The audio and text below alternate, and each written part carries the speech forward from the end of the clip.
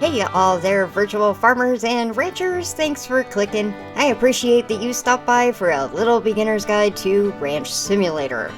This has been broken down by chapters if you're here for specific topics, from raising chickens to what's available in the game's building menu, or how to get the construction done in order to create a lovely farm.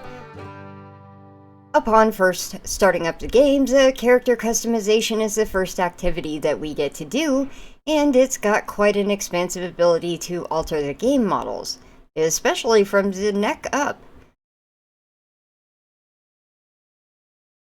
There are multitudes of facial alterations that can be made using the slider bars until you're happy with the way that your avatar looks.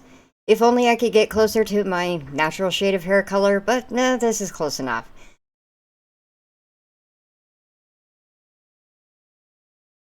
There's basically a virtual version of myself. The apparel options given even match my routinely boring style choice, funny enough. Jeans and tank top, standard ranch uniform for me. It's self-explanatory that starting a new game begins with the new game selection. Enter a name for it, and the magic of video games transports you to a quaint and quiet property with dilapidated buildings scattered all around, as well as a very basic tent. This acts as a save and sleep feature for the game until you're able to craft a house or a bed. Be sure to stop by this tent before logging, as there is no autosave feature.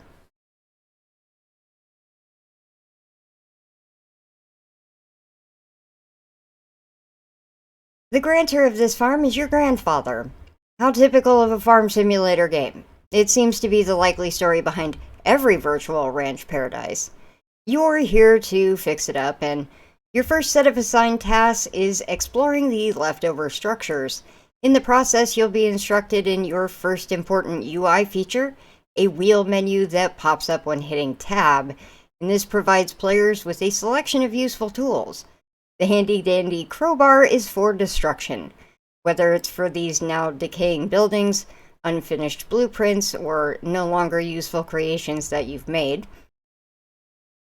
You'll have to demolish a disgusting old mattress that's blocking an upstairs door to recover the items that are inside of a chest inside the main farmhouse. In this chest is a revolver, ammunition for it, a stack of cash to get you started, along with another note. The last of the scribbling indicates that our next task is the reconstruction of the UTV that's tucked away in the garage near the gate. You can survey around the outside grounds as you run back. Perhaps you'll spot the seat near the house to take it with you on your trip back to the shop area. The 4 wheels, front bar rack, gas tank, and seat are all scattered around in the near vicinity. Clicking each one into place will repair the UTV back to life, and after that, we're off to the gas station up the street to top off the now almost drained tank. And we'll just have about enough to make it if we go straight to the station.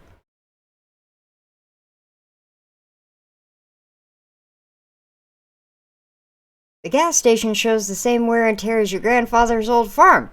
Definitely seen some better days, as only one of the pumps is actually even functional, and the mini-mart looks like it could use a coat of paint. We have to edge the UTV up slightly to this one workable machine. After hopping out, left click on the handle of the gas pump and then hitting the E key to insert the nozzle into the UTV. With another key press to fire up the pump, hovering over it, and then watch the dollars fly out of your bank account. The same procedure applies to the gas can if you are instructed to bring it with you. Insert the handle into the jerry can and a keystroke to fill it. Conveniently, this can be used to refuel the UTV when needed, but at this point, it's primarily to get another piece of gas-powered equipment running, which is the table saw. One of our next tasks is stopping by the hardware store to purchase one. But before, I'll do a rundown of the town's notable locations. Aside from the gas station, other various vendors on the map are the general store, hardware store, burger joint, and car dealership. The real estate office next door to the dealership has an NPC on staff, but there's nothing to buy. We can only hope that there's a future expansion, potentially. More maps or pieces of property would be nice additions to the endgame. Interacting with the car dealership is great. You can totally ignore the awful salesman because, interestingly enough, according to a survey, people would rather go to the dentist than deal with car salesmen. For real, 24% of people would rather get a root canal. Just click on the flat screen on the top of the desk to browse the inventory of vehicles, which includes trucks, an SUV, ATV, and something that looks suspectly like a Datsun 510. All fairly reasonably priced, but was still out of range in the beginning. Next door on the tiny town's map is the fast food restaurant. One might think that town's cafe would be a social hub, but this one's void of much activity at all. You'll likely be frequenting this place daily, though, as it's a drop-off point of sale location for income generation. Note the loading zone out back, marked with the yellow paint. Placing food objects in this location prepares them for sale. To complete the sale, walk inside for the kiosk near the counter. It pulls up an invoice of all the goods left in the loading zone so you can click to confirm for sales. And for maximum profit, check out the screen around the corner for price multipliers on game items to see what's in high demand. Two places you'll find yourself often are the two primary vendors in town, the hardware and general store, both of which have kiosks full of goods that are vital to your success. A first quest is to stop for the game at the hardware store. We've been given a shopping list of items: an axe, a crowbar, and the cheap table saw. Add each item to the cart through the screen kiosk located inside the warehouse. Don't forget to check out all of the items that are added. Once done, your objects will show up outside on the landing behind the fence. The simplest method is just parking right in the loading dock area. You won't have to run far to click each item into your UTV's bed, like a little puzzle to get everything to fit in. The other major vendor spot is the general store, located up the hill, not too far from your ranch site. And while the hardware store is mostly tools and containers, the general store is where you'll find all the livestock and seeds to get the farm looking alive. Chicken, cows, pigs, and more can be found in different color varieties, along with the 8 new kinds of crops added in the September 2022 update.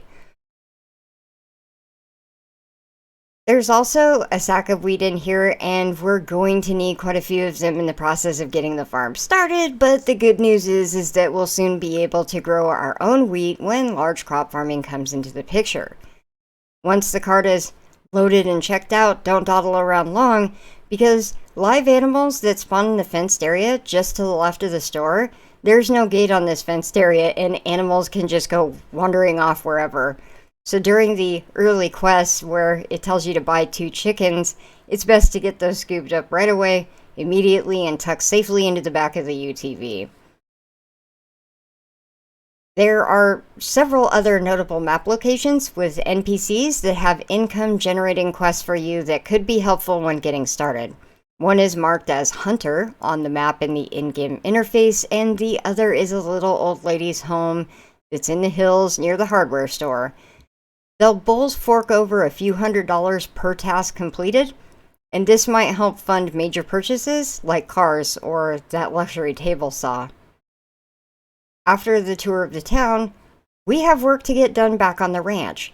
It's time to clean up and get some construction done. You've got a couple chickens to manage already, and they're already hungry, so follow the quest prompts to spill the chicken feed and supply them with water before heading out to chop the wood that's needed for a proper coop.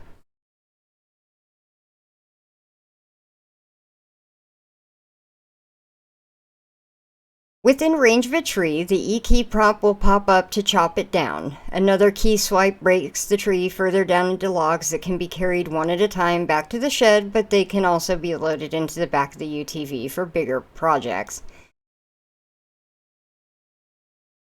An ample supply of wood at hand, it's time to fuel up the table saw. Right-click to place it, and it morphs it from a cardboard box into a full-fledged piece of hardware ready to chew through some logs.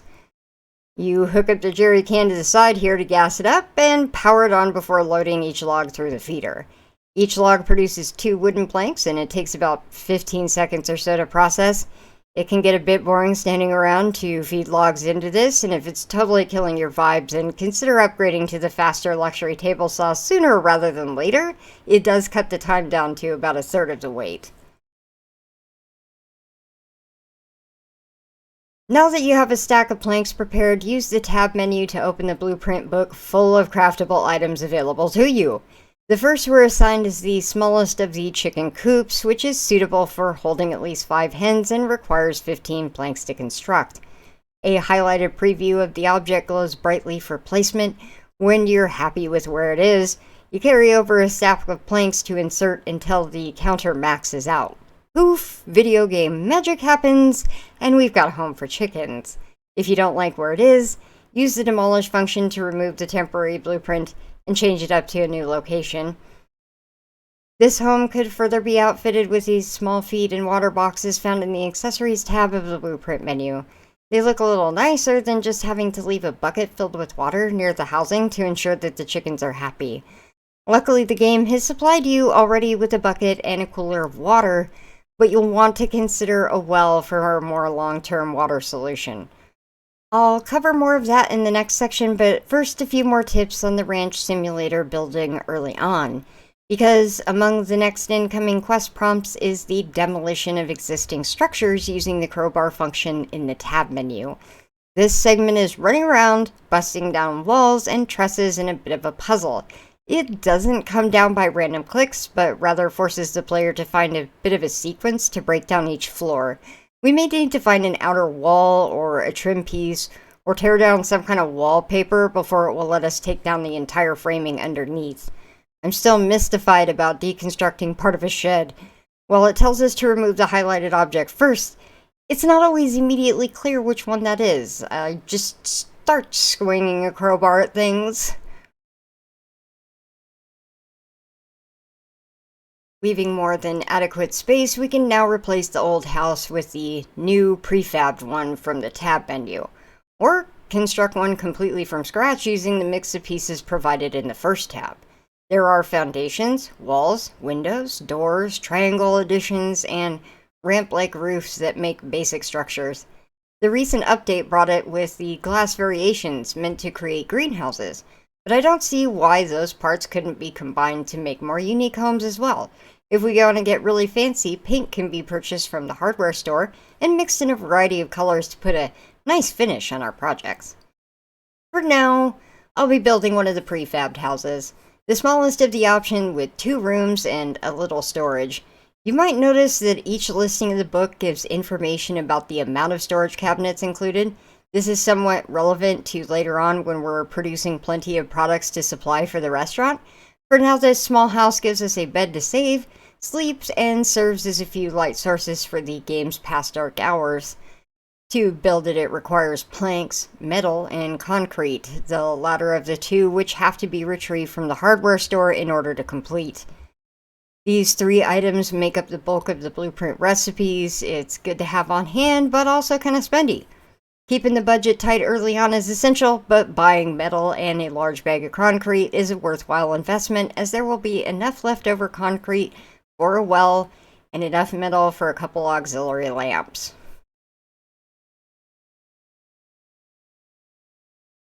A prefab barn also exists in the builder's big book of projects, so it's nicely broken into sections, front, middle, and back, allowing players to insert as many midsections as they want to adjust for the size of structure needed. A snap grid helps keeping the pieces uniform, and the catalog includes complementing doors and constructible stalls for keeping animals. One could also make barns from scratch with the assortment of building assets available amongst all the tabs. I've even opted to use some of the window greenhouse pieces in my workshop building. Probably the most aggravating aspect of building in Ranch Simulator is trying to get a fence that's straight. The pieces are easily rotated along using the center scroll wheel, but the camera distance isn't quite zoomed out enough to see your layouts in a great wide frame. This makes it a little complicated to get things straight, literally. The snap grid will kick in when you're physically positioned close to the end of a fence piece. There's also the Q and E key options to shift the fence up or down to align it or accommodate for an incline in the ground. The fitting has to be fairly exact, as animals can slip through the gaps in the fence. I find that it also helps to build a redundant gate area to keep animals from escaping as you're leading in new ones. A short and shoot function of sorts. It could just require building a box into your existing animal pens and then adding a gate on either side. The little piggies move quick and can eat up half a day trying to chase them all down. A main facet of Ranch Simulator's gameplay is raising livestock, and in its early access stages, it's pretty much all raising livestock, or at least until the release of crop plots in the September 2022 update.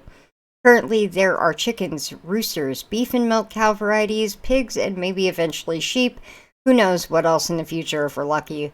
All of which can be bought at the general store and loaded up into a vehicle, but the size of the animal will dictate which vehicle is needed. The UTV can carry a couple of chickens and one pig, but if you're planning on moving cattle, you're going to have to upgrade to a truck. If in doubt of a vehicle payload capacity, the dealership has a visual guide to how many animals can be hauled with each vehicle on the website kiosk. It's possible to run them back manually by lead of rope, but it's time consuming, and if you run too far of a distance from the slowly moving animal, the lead breaks, so keep an eye on that rope. Hopefully you've already crafted a home and fenced-in area for these animals, since they can become a lot to manage as they multiply into large animal families. Having a male and female of each in the same stall or fenced area will soon result in a little baby version showing up. Specifically with chickens, a mix of eggs, fertilized or unfertilized, are left behind in coops. To figure out which ones have been fertilized, there's two methods. One is to stay still when grabbing the egg. If the mother chicken starts fiercely attacking you, then this one's a fertilized egg. If you set it off to the side of the coop, in 3 or so days it will be a cute little chick. In 3 more days it will become a fully grown hen or rooster. The second way to know if your egg is fertilized or not is by purchasing an ovoscope from the hardware store. This little invention here, when switched on, will light up the egg so that an embryo can be seen through the shell. If you see a small dark spot, that means this one is fertilized and can be returned to the coop to hatch. The rest can be placed in a basket, later sold to the burger joint. After being inserted into the ovoscope, the title of the egg will change over onto fertilized egg when you put it in the basket, if there's any doubt about the egg's status. Is it just me, or do these pigs seem to get significantly larger? The breeding process lasts about a few in-game days, but will produce 4 to 5 offspring piglets that grow to full size in 5 additional days. At this point, they can be used for more pig multiplication, or penciled in for slaughter, as pork fetches a much higher price than the wild meat that you'll have to hunt for initial income. Similar processes follow for the other barnyard species that offer up more profitable yields for the farm, such as milk cows. Whether by bucket or by milking machine, the cows can keep us pretty busy. To get to milking, grab yourself a large bucket and approach the female cow. You hold the E key to initiate this little milking minigame, in which you alternate between hitting the A and D keys to squeeze the udders until there's no milk left. For some bulk storage of milk, pick up a milk can or two from the general store, and then you empty these large buckets into the milk cans. When you get around to getting some goats, it's the same process for making a new variety of cheese. There's also a milking machine available that'll speed up the whole thing. After placing it down from its cardboard box, it'll need one of those milk tins inserted in to operate. Off to the side of the machine is an attachment, which can literally be installed. That's the game's prompt when you're hovering over the cows. This initiates the milking process and deposits the product right into the tin can. The beef cow variation can be worth investing in beyond your dairy herd, as the beef option provides a whole lot more pieces of meat from each fully grown cow. It seems to be that you can fill up an average of 3 coolers per each. Unlike most of the domesticated species in the game, horses cannot be found at the general store, but rather by way of auction house. Look for the signs for William Horse Auctions to get shuttled out to the destination instantly, but keep in mind that it's a $50 fare every time you use it. We will be sitting in the stands having each horse brought before us, bidders to the right and left calling on horses they're interested in, which is all of them. Some auctions you may be competing with them for quite some time. Other instances you might only have to slam the bid button 2 or 3 times to get the pony that you wanted. There's a list of stats next to the price that attempts to justify the horse's value. These stats are speed, stamina, health, and handling, and can be increased over time with training. Both you and the horse will be ported back to the sign location, and you might want to look around quick to find the horse so that you can hit the H key when hovering over it to call it, which it will then follow you around after giving this command. Using the E key to interact instead gets you on top of the horse's back and riding. As in with real life, horses have multiple gait speeds in the game: walk, trot, and gallop. The C key shifts in and out of the walk and trot mode. Holding shift, on the other hand, urges the horse into a gallop, which will be needed to achieve for the training points for those additional stats. We also need a training ring that's found in the accessories tab of our builder book. With a little metal and a whole crap ton of wood, we have a very lovely practice facility for our ponies.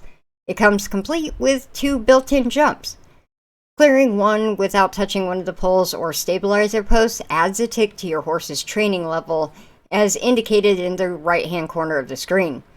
The other method is by galloping around the pen, which will accumulate ticks over a short period of time of keeping up the speed.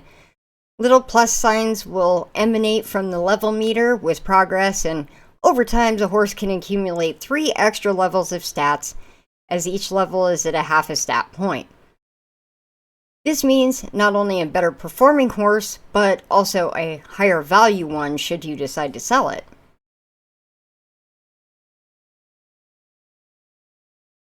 While roaming the map, you're likely to encounter one of several species that aren't meant to be captured and raised: the deer, bear, and wolves. Still an excellent source of income, it's worth hunting down as many as you can with the trusty revolver left by your grandpa. It holds 6 bullets and takes ages to reload. If you're running low on bullets, more ammunition can be purchased at the general store. To upgrade to a rifle silhouetted in the tab menu, we must first locate the Hunter NPC up in the remote hills and complete a task to hunt down 5 predator-type animals in the area. Specifically, the bear and wolves count towards this task. My recommendation is to get this done as fast as possible, and you can do it by hopping in the UTV, heading straight for the back of the hardware store. Every day there's at least 3 bears that will spawn in the area behind it, stretching back towards the lake. Give yourself a bit of aiming distance, as it takes landing 4 revolver blows before the bear is going to faceplant into the ground. Wolves or bucks go down in 2, a doe it only requires 1 direct hit to kill. Wolves or bears will give chase, relentlessly so. It seems that the wolves will hunt you down all over the map if you don't kill them once they've spotted you. It's possible to die in this game. I found that out the hard way by getting too close to a bear, but also Trustworthy figured out that he can friendly fire me right into the ground. Don't worry, it's easy to revive and you're back on your feet in no time. It's more humorous than anything. Deer, on the other hand, those will take off running if you are ever even near the vicinity and it requires a bit of chasing to bring one down. It's, however, a pretty efficient target, leaving behind 3 pieces of wild meat per kill. Bears are 4, wolves only 2. If you manage to find nearly every animal spawn, you can get about $500 per day in income just from hunting. In addition to quests, this is how you get yourself started in those farm supplies. A recent addition to the game is farming. One would think that that would have been there from the beginning, but this is the early access, so anything can happen and be arranged to schedule in at any time. The update came packed with the greenhouse construction pieces and 2 basic crop boxes which allow players to plant the 8 seed varieties available at the general store. Small crop boxes hold a single plant, large crop boxes have spaces for 2. Luckily, these parts are relatively inexpensive at the cost of 8 and 10 planks of wood, so players who are just getting started out can also start farming early on, as early as they want to invest some hard-earned gold onto the seeds, which start out at only about 10G and do last some time with the 10 seeds per packet. Watermelon, pumpkins, and cabbage are some easy starters.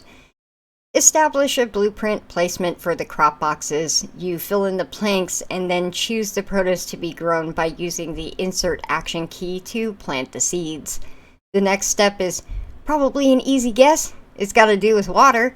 A starter bucket will do, but sprinklers are also available from the general store gardening section that will work in tandem with your windmill to keep crops automatically watered. Fertilizer is an option that helps grow fruits and veggies exponentially. This can be purchased as a ready-made product at the general store, but DIY is also an option with the composter. This handy receptacle is carried around by your character so that when you pick up poop across the farm, instead of it disappearing, it's added to a tally on your composter that over time will turn into freebie fertilizer for plants. It's a bit hard to see around the bulky object, but just keep hitting the E key for instant pickup. Each planter has a status box which can be seen as soon as we get close to the box. It includes information about the plant's water status and a little growth chart. This is a helpful quick view of your garden's health and progress as you roll through. These starter crops take about 2 full days to grow without fertilizer and provide a decent extra income, as a single seed can generate multiple crops for many plants, except for the cabbage. They seem to be a one and done kind of thing. It also wouldn't be much of a ranch game without some farming repetition involved. Crop boxes can go outside, but will also grow inside structures crafted completely of the greenhouse parts that are found in the bottom tab of your recipe book, so there's an opportunity to get in some creative building with an elaborate greenhouse, as crops can produce a consistent income stream with very little attention when you're using sprinklers, particularly grapes and pineapples, which retail for $30 and $20 respectively. The grapes come with 3 bunches per vine, but they do take a little longer to grow than some of the lesser profit choices. The efforts of mine and Trustworthy's labor over the last week of playing is this rather large greenhouse facility to support crops that are enough for a substantial income that could be made if we just wanted to do that alone. We have progressed quite far and fast, and at this point we're trying to give ourselves something to do other than make money. We will already have to be creative, blowing through the some 200k in our bank account. When it comes to bees and honey, there's a small shopping list required for beekeeping. The general store carries the essential bee smoker and honeycomb racks with which to capture bees that are found out in the wild. For a complete beekeeping starter pack, grab one of those $18 barrels to connect to the honey extractor. The hardest part of honey production is probably finding the beehives scattered randomly throughout the map. Look for objects dangling low from tree branches as you're driving around in the heavily wooded area. When you spot one, pick up that bee smoker and place it near the hive with it turned on. And don't worry, this smoker never runs out of juice, so it can be left on without management. The next step is to go grab a hive rack and inch near the tree to grab the bees. Once the rack is full, it can be returned to a vehicle along with the smoker. Might as well just leave that on to avoid stings, even if it looks like the UTV is on fire. If you didn't already guess, these racks go into a beehive, which is something that we've got to get built. It takes 18 wood and 2 metal for at least the habitat to store the bees while they work. When finished, the top can be opened and up to 5 racks can be placed inside. Both blueprints for these can be found in the back accessory tab in the menu of your builder's book.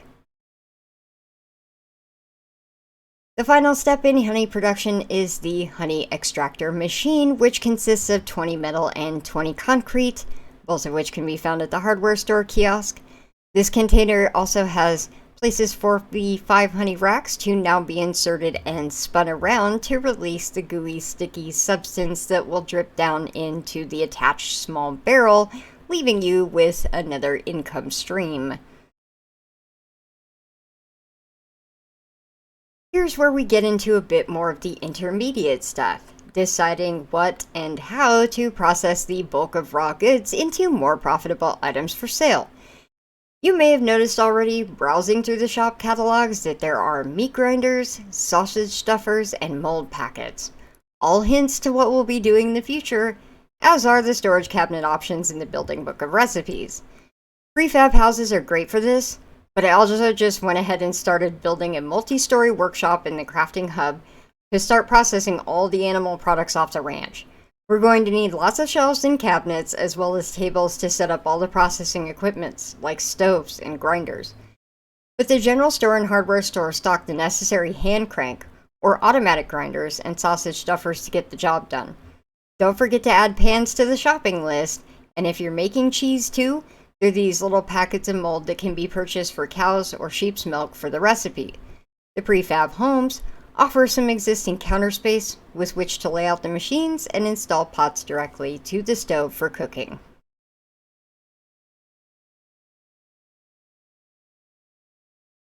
To grind meat, the manual cost-effective unit is $199 and requires some labor.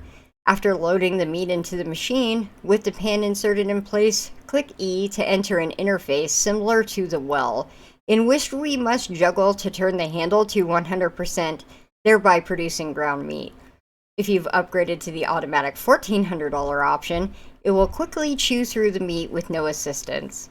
Similarly, the starter sausage stuffer for $2.99 will need your elbow grease to run, but spend the $999 for the electric version for the set it and forget it mode. At this point, you have raw meat products, and we can go a step further with either cooking or using the drying aging process. Prefab houses come with another significant advantage of having a curing room. It's a little closet-like space with a pre-installed shelves that you'll find in every unit. Here you can hang sausages and set down cheeses to let the finishing process go. Extra cabinets can also be constructed from wood and metal that will allow you to store even more. There's plenty of places inside the prefabs to fit them in with the decor. With pans installed on the stove, or one of the mini cook stoves available from the hardware store, we can now cook items like meatballs, sausage, and cheese. Grab a pan and a full bucket of water, add the water to the pan, and insert the ground meat to initiate boiling. When done, it can go straight to the cooler for selling. Boiled meats don't need to be hung for drying, but it yields less in sales. To get an extra $10 per sausage, we can add a farm fresh egg to the batch before the ground meat is boiled or sent to the stuffer. For cheese, pour milk from a milk can or bucket it into the pan installed onto a stovetop or mini cooking stove. The recipes vary, but eggs and mold are needed for the big seller. Each packet of mold from the general store has 5 uses. Once cooked, the cheese can be moved to the curing room or cheese cabinets to mature. Since Trustworthy and I have been playing this game frequently over the last few weeks, it's resulted in the installation of a large-scale processing facility, or rather is this just simple wooden workshop wedged in between our other ranch structures?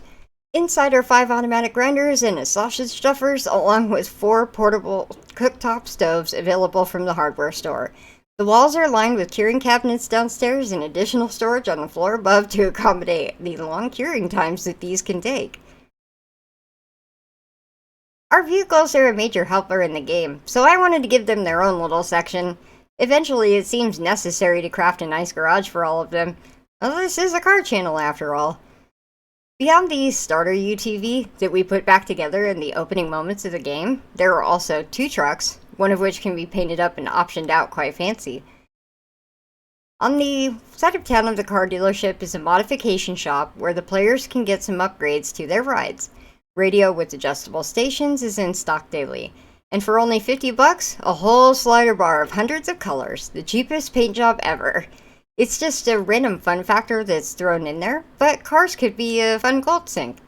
Driving can be done in the first-person view, so simulator mode is possible weaving in and out of the traffic that devs added in the most recent update. Getting around doesn't have to be that boring in Ranch Simulator, and they can even be more useful when combined with one of the new fuel or livestock trailers. Hitch up and expand your ability to haul materials exponentially. Never run out of gas again, or haul more than 1 cow at a time. It holds tons of coolers too. The rather inexpensive box truck, for $2,500, hauls up to 4 large animals and a crap ton of cargo. I'm just buying up vehicles for fun right now, and I even have the little small car for entertainment, as its roof rack doesn't hold a very large load, but it's perfect for packing coolers full of molds or baskets full of seeds.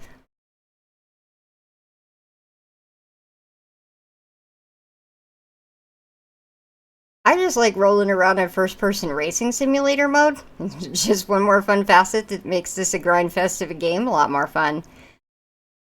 And overall, it's very relaxing.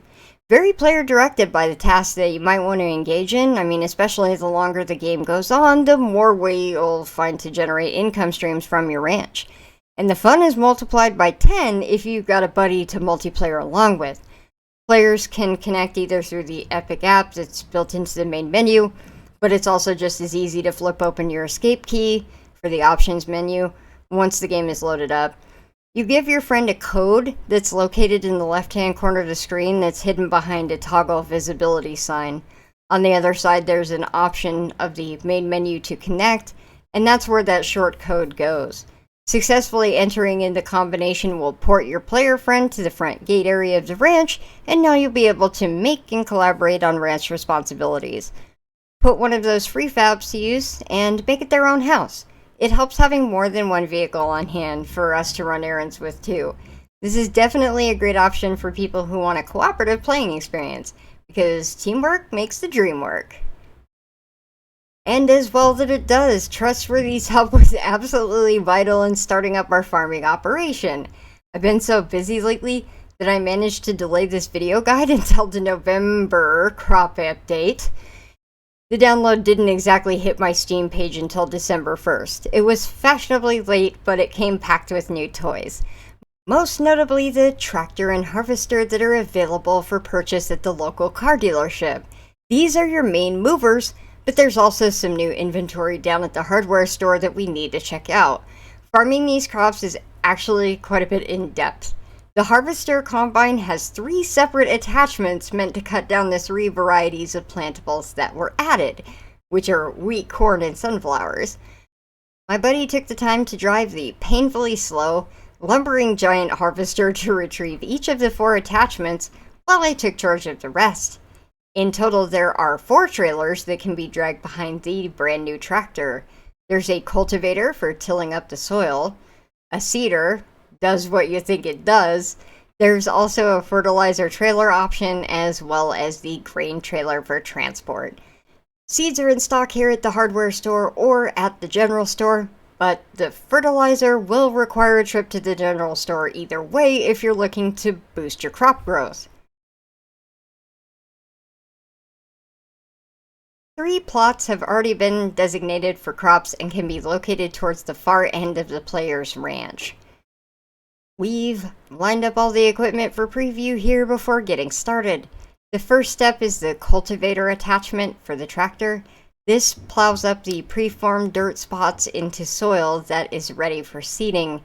To do this, hop on the tractor and drive it towards the edge of a crop plot.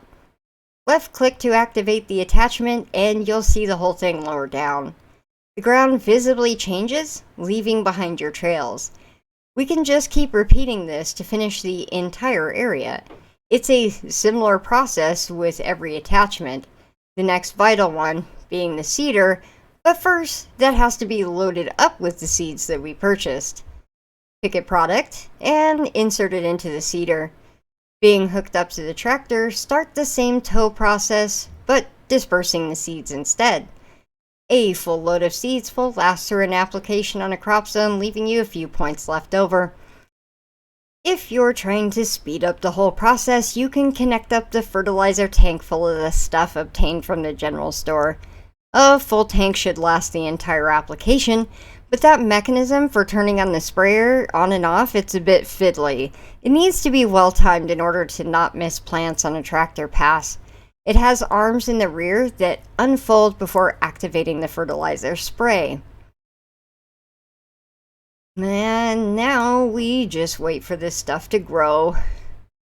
I'm going to fast forward a little bit because this can take a while, and because I really want to play with the big farm equipment.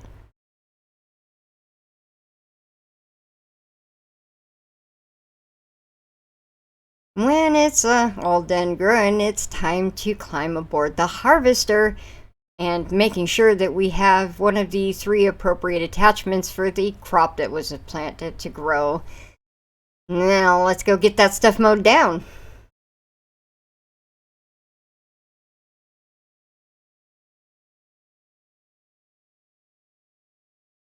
While clearing the field of wheat, corn, or sunflowers, the resources will be stored inside the harvester. There's a count that's steadily going up that you can check, but it caps out at 250 units and it can make quite a few passes. It just takes the patience to keep sweeping back and forth across these little dirt patches. To offload the goods, we'll need the assistance of the tractor and a large bin attachment grain trailer. Get the 2 vehicles lined up near enough to swing out the spout of the harvester above the trailer. Then simply click to empty a steady flow of harvested crops, which can be utilized for feed or sold. The addition of full-blown crops and this heavy machinery starts to really evolve Ranch Simulator from merely ranching with a ton of animals to total farm life.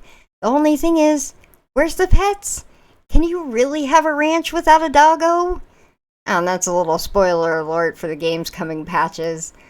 And I feel like I've rambled on about enough for a lot, but there's a ton hiding under this title, and it's only expanding.